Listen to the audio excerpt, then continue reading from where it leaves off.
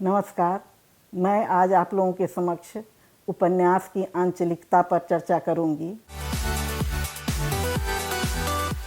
उपन्यास की आंचलिकता की अवधारणा हिंदी उपन्यासों के आधार पर ही विकसित हुई है। इसके विकास में भुवनेश्वर मिश्र, गोपाल राम गहवरी, मन्नन द्विवेदी गजपुरी, प्रेमचंद, शिवपूजन सहाय और नागार्जुन वगैरह की महत्वपूर्ण भूमिका है। किंतु आंचलिकता की अवधारणा को स्पष्ट और अंतिम रूप दिया है फणीश्वरनाथ रेणु ने ही। इनके परवर्ती उपन्यासकारों ने भी इन्हीं की अवधारणा को, जो आंचलिकता की अवधारणा है, उसका विनियोग किया है अपने उपन्यासों में, सफलता या असफलतापूर्वक। आंचलिक उपन्यास के अपने कुछ लक्षण होते हैं। आंचलिक उपन्यास में परिवेश जो होता है, वातावरण जो होता है, अंचल जो होता है, वह नायक के रूप में ही अवतरित होता है। पात्र भी होते हैं, लेकिन वह पात्रों से अविच्छिन्न रूप से जुड़ा होता है। किंतु जो आंचलिक उपन्यास नहीं हैं, उनमें भी गांव का चित्रण है, लेकिन वहाँ जो अंचल है वह अविच्छिन्न रूप से पात्रों के साथ जुड़ा हुआ नहीं है। इस परंपरा में हम देखते हैं विवेकी राय के उपन्यास को, नागार्जुन के उपन्यास को, शिवपूजन सहाय की देहाती दुनिया को। सबसे पहले हमारा ध्यान जाता है शिवपूजन सहाय के उपन्यास देहाती दुनिया पर। देहाती दुनिया में भोलानाथ के माध्यम से भोजपुर क्षेत्र का वर्णन आया है। वहाँ के रीति रिवाज, वहाँ की परंपराएं, वहाँ के लोक नृत्य, वहाँ के संगीत, मेले ठेले, पर्व त्योहार, सारे कुछ तो इसमें आए हैं। एक जगह है भोलानाथ वर्णन करता है कि कैसे ददरी मेला लोग जाते थे तो हम लोग कूद कूद कर कहते थे, चलो भाई ददरी सतुआ पिसान की मुठरी। तो ये सारी चीज़ें यथार्थ है। उन्होंने कहा भी है कि इसमें मैंने कोई मिलावट नहीं की है, जो मैंने देखा था उसे ही, उसका ही वर्णन मैंने किया था। यहाँ तक कि व्यक्तिगत जीवन के अनुभवों का भी समावेश उन्होंने अकृत्रिम रूप से किया है। जैसे एक जगह उन्होंने वर्णित किया है कि जब मैं स्कूल जाता था तो शिक्षक कभी कभी पिटाई कर देते थे। मेरी माँ ने कहा, मेरा बच्चा अब नहीं पढ़ेगा, मजदूरी करेगा, आधा पेट खाएगा, लेकिन स्कूल में नहीं जाएगा। फिर कहते हैं शिवपूजन सहाय, यह कैसी ममता और कैसा प्यार कि बच्चा आधा पेट खाएगा, मजदूरी करेगा, लेकिन शिक्षक अगर एक थप्पड़ मार देते हैं तो वही स्कूल नहीं जाएगा। यानी नरेटर जो है वह खुद भी बीच बीच में उपस्थित हो जाता है। तो हम देखते हैं कि दृश्यात्मक और परिदृश्यात्मक प्रविधि का जो संतुलन होना चाहिए वह यहाँ नहीं है। प्रेमचंद के उपन्यास गोदान में भी गांव का ही चित्रण है। अवध जनपद के एक अंचल का चित्रण है, उसमें बेलाड़ी गांव का चित्रण है। और कथा लगभग दो भागों में चलती है। एक भाग है जो विशुद्ध गांव पर आधारित है, दूसरा नगर पर आधारित है। लेकिन उसमें होरी है, वह सभी भारतीय किसानों का प्रतिनिधित्व करता है, सिर्फ अवध जनपद के किसी अंचल विशेष का प्रतिनिधित्व नहीं करता है। क्योंकि किसी गांव का नाम देना था तो उन्होंने बेलाड़ी गांव का नाम दे दिया है, यह बात दीगर है। किंतु प्रेमचंद की लक्ष्य भेदी दृष्टि कृषक समस्या पर बिल्कुल सटीक जमी हुई है। इसलिए वे भी रीति रिवाजों का वर्णन करते हैं, लोक त्योहारों का वर्णन करते हैं, लोकगीतों का वर्णन करते हैं, किंतु संक्षिप्त में दृष्टि उनकी कृषक समस्या पर ही जमी हुई है। वे ज़्यादा इधर उधर भटकते नहीं हैं, अपने रास्ते चले जाते हैं। स्वतंत्रता संग्राम की भी चर्चा है, औपनिवेशिक शासन व्यवस्था की भी चर्चा है, लेकिन बहुत संक्षेप में। बाकी उनकी सारी दृष्टि जो है वह केंद्रित है होरी पर, और होरी नायक के रूप में बिल्कुल स्पष्ट दिखता है। उड़िया उपन्यास 6 मान 8 गुंठ में जो भगिया है, नायक है, उसकी भी समस्या है कि उसने अपने 6 बीघे ज़मीन रेहन रख दिए हैं और वह मरते मरते 6 बीघे ज़मीन की रट लगाता रहता है। 6 मान 8 गुंठ, 6 मान 8 गुंठ, यानी वहाँ भी व्यक्ति प्रमुख है, नायक प्रमुख है। नायक की अवधारणा टूटी। पहले नायक जो होते थे वो उच्च कुल के होते थे, जैसा कि संस्कृत नाटकों में या महाकाव्यों में होता था। तो नायक की अवधारणा को, उनके वर्ग को उन्होंने तोड़ा प्रेमचंद ने या फकीर मोहन सेनापति ने। लेकिन उपन्यास में नायक तो थे ही, स्त्री नायिका को भी रखा प्रेमचंद ने, लेकिन अलग से नायक रूप में या नायिका रूप में पात्र दृष्टिगत होते हैं। इसमें सबसे पहले फणीश्वर नाथ रेणु ने अंचल विशेष को नायक के रूप में अवतरित किया। अपने आप में यह नई बात थी, इसलिए गोदान में भी गांव की कथा है, लेकिन उसे हम आंचलिक उपन्यास नहीं कह सकते हैं। इस संदर्भ में नागार्जुन की याद आना स्वाभाविक है। नागार्जुन ने रतिनाथ की चाची उपन्यास लिखा, इसमें विधवा की समस्या है। उसके बाद उन्होंने बलचनमा उपन्यास लिखा, जिसमें बलचनमा नामक एक युवा पात्र है जो विसंगतियों के खिलाफ, आर्थिक असमानता के खिलाफ लगातार संघर्ष करता है। और इसी संदर्भ में मिथिला के रीति रिवाजों का, माछ मखान और पान के रस का, इन सारी बातों का वर्णन में करते चलते हैं। मिथिला का अंचल हमारे साथ चलता रहता है, उसका रूप रस गंध स्पर्श जो है वो हमारे साथ जुड़ा होता है। लेकिन केंद्र में तो बलचनमा ही है, वहाँ का परिवेश है, लेकिन प्रमुख रूप में बलचनमा हमारे सामने आता है नायक के रूप में। उन्होंने आगे बाबा बटेश्वर नाथ लिखा है, जिसमें एक वट वृक्ष जो है वह नायक के रूप में आता है। यह अपने आप में नई बात है, लेकिन वहाँ कथा वट वृक्ष के इर्द गिर्द घूमती है, उपन्यास की पूरी कथा। उसके बाद उन्होंने नई पौध और अन्य भी बहुत सारे उपन्यास उन्होंने लिखे, वरुण के बेटे वगैरह, जिसमें ग्रामीण क्षेत्र का ही अंकन है। गांव मिथिला अंचल के मेले ठेले, गीत रिवाज, अंधविश्वास, अनुश्रुतियाँ, ये सारी चीज़ें उसमें हैं। लेकिन प्रमुखता मनुष्य की है, प्रमुखता परिवेश की नहीं है। इसके बाद हम आगे चलते हैं तो देखते हैं कि देवेंद्र सत्यार्थी ब्रह्मपुत्र नामक उपन्यास लिखते हैं। इसमें केंद्र में ब्रह्मपुत्र नदी है, और ब्रह्मपुत्र नदी में जो एक बड़ा द्वीप है वह, और उसके किनारे जो एक बासिंदा है, उसके किनारे का जो क्षेत्र है, वह जो आबादी है, उस आबादी में बसने वाले लोगों के दुख दर्द को उन्होंने अभिव्यक्ति दी है। और उन्होंने उस उपन्यास की भाषा को ब्रह्मपुत्र की भाषा कहा है, और वह ब्रह्मपुत्र की भाषा जुड़ी हुई है छोटी छोटी नदियों के साथ आने वाली बोलियों से। इसके बाद हम फिर देखते हैं कि उदय शंकर भट्ट ने सागर, लहरें और मनुष्य नामक उपन्यास लिखा। इसमें बरसोबा, मुंबई के बरसोबा तट के मछुआरों के जीवन संघर्ष का वर्णन है। समुद्र के साथ जो उनका संघर्ष चलता रहता है, और उनके जीवन की जो त्रासदियाँ हैं, उनके जीवन की जो कठिनाइयाँ हैं, जो उनके जीवन की रोजी रोटी की जो कठिनाइयाँ हैं, इन सारी बातों का वर्णन उन्होंने बहुत अच्छे ढंग से किया है। और मराठी, गुजराती, मिश्रित हिंदी में उन्होंने इसका वर्णन किया है।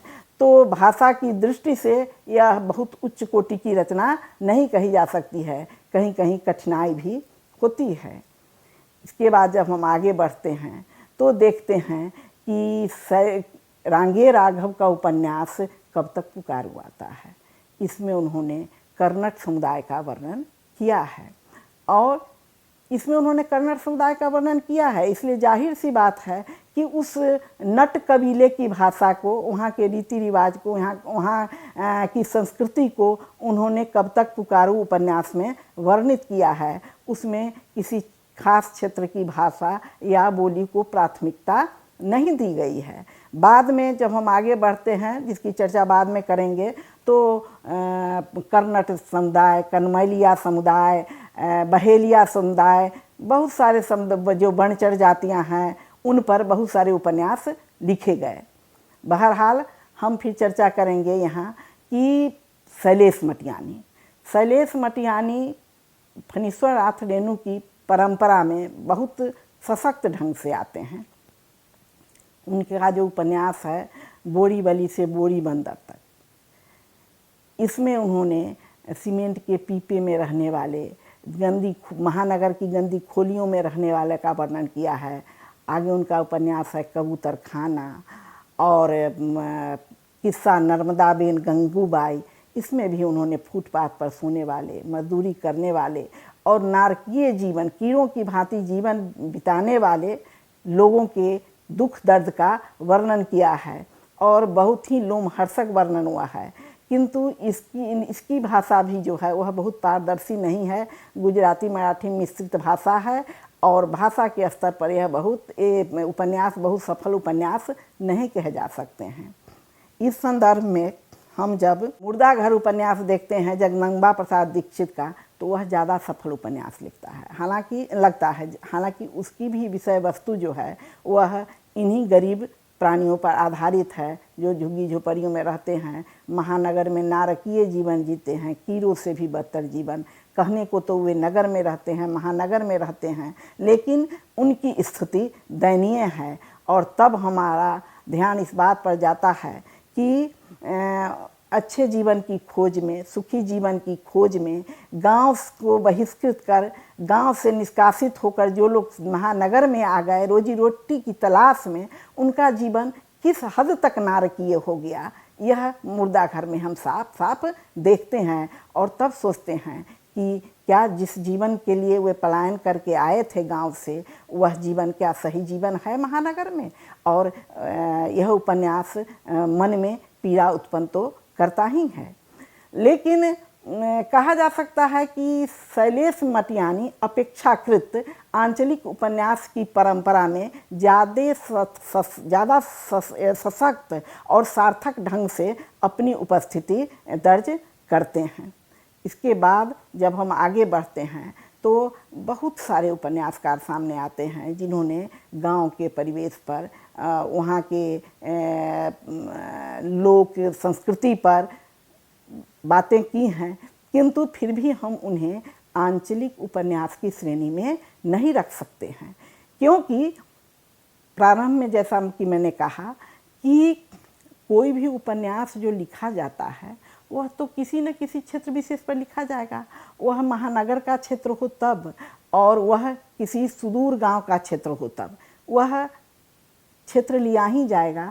लेकिन इसका यह मतलब नहीं हुआ कि ये उपन्यास जो हैं वे आंचलिक उपन्यास की श्रेणी में आ जाएंगे, क्योंकि आंचलिकता की बहुत सारी कसौटियाँ हैं।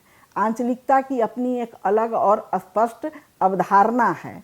जिस कसौटी पर ये उपन्यास खरे नहीं उतरते हैं, उस अवधारणा की पूर्ति ये नहीं करते हैं। इसे परंपरा के रूप में इन उपन्यासों की चर्चा करते हुए भी हम इन्हें विशुद्ध आंचलिक उपन्यास नहीं कह सकते हैं। तो इस संदर्भ में जब हम देखते हैं तो मैत्रेयी पुष्पा का जो उपन्यास है अलमा कबूतरी, चाक, इदनमम, और भगवान दास मोरवाल का उपन्यास है काला पहाड़, तो ये सब भी आंचलिक उपन्यास के इर्द गिर्द नज़र आते हैं, लेकिन वे आंचलिक उपन्यास नहीं हैं। और न तो मैत्रेयी पुष्पा और न ही भगवान दास मोरवाल अपने इस उपन्यास को आंचलिक उपन्यास माने जाने की वकालत करते हैं। जैसा कि फणीश्वरनाथ रेणु ने मैला आंचल के लिए कहा कि यह एक आंचलिक उपन्यास है, ऐसा ये नहीं मानते हैं, ऐसा वे पसंद भी नहीं करते हैं। लेकिन आंचलिकता अपने आप में स्पृहणीय इनके लिए जरूर है, क्योंकि अगर हम गौर करते हैं तो पाते हैं कि मैला आंचल के प्रकाशन के बाद इस ढंग के उपन्यासों की भरमार हो गई। भले ही वे उस लक्ष्य तक नहीं पहुंच सके, उस गुणवत्ता तक नहीं पहुंच सके, उस शिखर और उस ऊंचाई तक नहीं पहुंच सके, लेकिन उस तर्ज पर बहुत सारे उपन्यास लिखे गए। लेकिन वह सृजनात्मक विशेषता इन उपन्यासों में नहीं आ पाई, क्योंकि आंचलिक उपन्यास जो हैं वे सिर्फ कथ्य पर निर्भर नहीं करते हैं, उनका सीधा संबंध शिल्प पर भी होता है। तो शिल्प के स्तर पर भी ये उपन्यास कहीं भी मैला आंचल के नज़दीक टिकते नहीं हैं। शिल्प के स्तर पर जो साहस, जो प्रयोग मैला आंचल में फणीश्वरनाथ रेणु ने किया है, उन प्रयोगों से बचते रहे हैं, उतना साहस इनमें नहीं रहा है। इन्होंने भी परिनिष्ठित हिंदी के साथ क्षेत्रीय बोलियों का प्रयोग किया है, लेकिन उसका अपना एक अनुपात रहा है या अनुपात गड़बड़ा गया है। जैसे कृष्णा सोबती के उपन्यास जिंदगी नामा को हम ले, जो उन्होंने पंजाब के किसी क्षेत्र विशेष पर आधारित किया है, उसमें उस क्षेत्र की बोलियां इतनी अधिक मात्रा में है कि वह उपन्यास पढ़ना अपने आप में अत्यंत कष्ट साध्य है। उसको उस उपन्यास को पढ़ना बहुत आसान नहीं है, क्योंकि जगह जगह उसको पढ़ने में अटकना पड़ता है, बात समझ में नहीं आती है।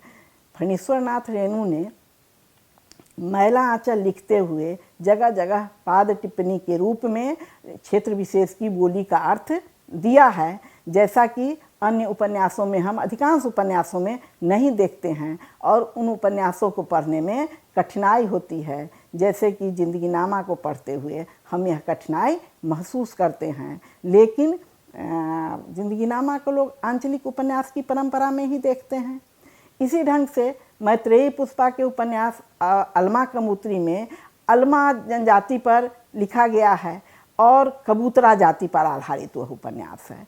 उपन्यास की नायिका है अलमा नाम की कबूतरी, तो एक जाति विशेष का नाम है और स्वाभाविकता की रक्षा अंत तक उसमें नहीं हो पाई है, क्योंकि कथा का आरंभ तो स्वाभाविक ढंग से हुआ है, लेकिन अंत तक जाते जाते वो मैत्रेयी पुष्पा इसे संभाल नहीं पाई है। दिखाया गया है कि किस ढंग से अलमा कबूतरी एक राजनेता के रूप में उभरती है और उसकी महत्वाकांक्षा कितनी बढ़ जाती है। तो यहाँ भी केंद्र में अलमा कबूतरी है, उसका क्षेत्र और परिवेश नहीं है। क्षेत्र और परिवेश भी चर्चित है, अपने तमाम समृद्धियों के साथ है, किंतु केंद्रीयता प्राप्त है अलमा कबूतरी को। तो इस दृष्टि से हम देखें तो वह भी आंचलिक उपन्यास नहीं है। इसी प्रकार से जब हम भगवान दास मोरवाल के उपन्यास काला पहाड़ को देखते हैं, जिसमें हरियाणा के मेवात क्षेत्र का वर्णन है, इस उपन्यास में हिंदू और मुस्लिम के बीच का जो सौहार्द है उसके दरकने की कथा है। अन्य भी बहुत सारी बातें हैं, लेकिन मुख्य जो कथा है वह इसी पर आधारित है कि कैसे मेव बहुल जो क्षेत्र है मेवात, और उसमें हिंदू मुस्लिम जो एक दूसरे के रीति रिवाज को अपना कर चलते थे, एक दूसरे के सुख दुख में शामिल होते थे और एक दूसरे की परंपरा को स्वीकार करके चलते थे। पता ही नहीं चलता था कि कौन सी परंपरा मेव समुदाय की है, कौन सी परंपरा हिंदू समुदाय की है। और जहाँ पर एक दूसरे के प्रति इतना सौहार्द था, तो कैसे बाबरी मस्जिद विध्वंस के बाद वहाँ की एकता और सामंजस्यता जो है वह दरकने लगती है और एक दूसरे के प्रति अविश्वास उत्पन्न होने लगता है। तो वहाँ भी मेवात क्षेत्र का बड़ा ही जीवंत वर्णन है। वहाँ भी मेवाती शब्दों की भरमार है और कहीं कहीं दिक्कत होती है उन शब्दों को समझने की। भगवान दास मोरवाल ने भी कोई पाद टिप्पणी नहीं की है फणीश्वरनाथ रेणु की तरह, लेकिन उपन्यास रोचक है। बाद में भगवान दास मोरवाल स्वयं अपने इस उपन्यास का अतिक्रमण नहीं कर पाए हैं, लेकिन यह कहा जा सकता है कि उनका यह उपन्यास मील का पत्थर है किसी क्षेत्र विशेष के वर्णन के क्रम में। लेकिन इस उपन्यास के केंद्र में भी सलेमी नाम का पात्र हैं और जितनी घटनाएं उसमें घटित होती है और जितने भी क्षेत्रीय वर्णन है, रीति रिवाज का वर्णन है, लोक नृत्य का वर्णन है, गीतों का वर्णन है, अनुश्रुतियाँ हैं, मुहावरे हैं, लोकोक्तियाँ हैं, विभिन्न अवसरों पर गाए जाने वाले गीत हैं, ये सारे वर्णन जो आए हैं वे कहीं न कहीं से सलेमी के चरित्र को पुष्ट करने के लिए, परिपक्व करने के लिए ही। और अंत में भी हम देखते हैं कि सलेमी जब मृत्यु को प्राप्त करता है तो सारी सहानुभूति उस सलेमी नाम के पात्र के प्रति होती है और उस समय अंचल गौन हो जाता है और सलेमी जो है वह प्रमुखता से हमारे सामने आता है। तो इस आधार पर भी हम कह सकते हैं कि काला पहाड़ जो है वह आंचलिक उपन्यास नहीं है। यह बात दीगर है कि उसमें मेवात का जो क्षेत्र है वह प्रमुखता के साथ आया है। इसी ढंग से उन्होंने रेत उपन्यास लिखा है। रेत उपन्यास में खिलावरी जाति की स्त्रियों का वर्णन प्रमुखता से है कि कैसे वे देह व्यापार करती हैं और परंपरा से देह व्यापार होता रहा है उनके समुदाय में। यह भी एक अछूता विषय है और एक अछूते विषय को एक अछूते क्षेत्र के माध्यम से भगवान दास मोरवाल ने व्यक्त किया है, किंतु वे भी कथा को अंत तक संभाल नहीं पाए हैं। उसमें जो रुक्मणी नाम की मुख्य पात्र है वह भी अंत में राजनीति में जाती है और तब लगता है कि कैसे वह देह से देश के निर्णायक भूमिका में आ गई है, देह की परिधि से ऊपर उठकर। तो थोड़ा चमत्कृत तो करता ही है और इसमें भी हम देखते हैं कि वह जो उसका क्षेत्र है वह क्षेत्र प्रमुखता से आया है कि कैसे वे लोग कोई गलती करें चाहे नहीं करें, उन्हें हर सप्ताह पुलिस चौकी में अपनी हाजिरी देनी होती है। जब औपनिवेशिक शासन व्यवस्था थी तो उस समय उन्हें जराइम पेशा वाला घोषित किया गया था और पुरुषों और स्त्रियों को चौकी में जाना पड़ता था, चाहे वे कहीं चोरी चकारी करें चाहे नहीं करें, कोई अपराध करें या नहीं करें। स्वतंत्रता प्राप्ति के बाद प्रधानमंत्री पंडित जवाहरलाल नेहरू की कोशिश से वह जो जराइम पेशा वाली जो इनकी स्थिति थी वह समाप्त की गई, लेकिन उनकी स्थिति में सुधार नहीं हुआ। तब भी बाद के दिनों में भी वे अपराधी के रूप में ही देखे जाते रहे, जैसा कि हम मैत्रेयी पुष्पा के उपन्यास अलमा कबूतरी में भी देखते हैं कि कोई अलमा जाति की कोई स्त्री अगर गर्भवती है तो कहा जाता है कि जो अभिजन समाज के लोग हैं वे कहते हैं कि ज़रूर इसने पेट पर कुछ चोरी का सामान लाद कर ऊपर से कपड़ा लपेट लिया है। तो इस ढंग की बातें होती हैं और यही बात हम भगवान दास मोरवाल के उपन्यास रेत में देखते हैं कि वहाँ भी वे लोग चोरी करें या नहीं करें, अपराध करें या नहीं करें, उनको उसी दृष्टि से देखा जाता है और पुरुषों को प्रताड़ित करने के लिए बुलाया जाता है और स्त्रियों का दैहिक शोषण करने के लिए उन्हें पुलिस लाइन में हाजिरी देनी होती है। विशेषकर जो युवा खिलावरियाँ होती हैं उनको तो और जानबूझकर परेशान करने के लिए बार बार बुलाया जाता है, लेकिन इस स्वतंत्र राष्ट्र में भी वे बिल्कुल परवश हैं, कुछ कर नहीं सकती हैं और उनकी लाचारी को दिखाने में कथाकार को सफलता मिली है, इसमें कोई दो मत नहीं है। किंतु आंचलिक उपन्यास की श्रेणी में हम उसे भी नहीं रख सकते हैं। वो मैला आंचल लिखकर फणीश्वर नाथ रेणु ने जो रेखा खींच दी, उस रेखा का अतिक्रमण बाद के दिनों में वे स्वयं भी नहीं कर सके। पढ़ती पढ़ी कथा में भी उन्होंने क्षेत्र विषय को कथानायक के रूप में उपस्थित करने की कोशिश की है, लेकिन जो बात मैला आंचल में है वह पढ़ती पढ़ी कथा में नहीं है। वे सारी बातें जो मैला आंचल में स्वाभाविक रूप से आया है वह हम नहीं देखते हैं पढ़ती पढ़ी कथा में।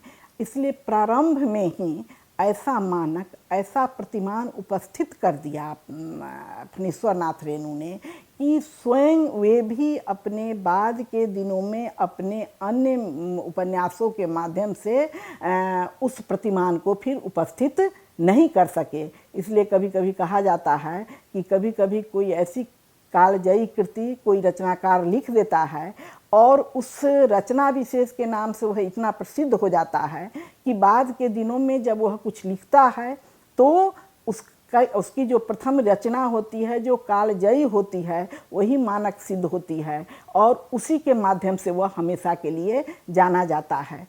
जिस डॉक्टर नलिन विलोचन शर्मा ने मैला आंचल की भूरी भूरी प्रशंसा की। यहाँ तक कि उसकी भाषा के प्रति कुछ आलोचक उंगली उठाते हैं, किंतु नलिन बिलोचन शर्मा ने उनकी भाषा की गुणवत्ता की चर्चा करते हुए कहा है कि मैला आंचल की भाषा ने हिंदी भाषा को सौंदर्य प्रदान किया है, उसकी श्रीवृद्धि की है।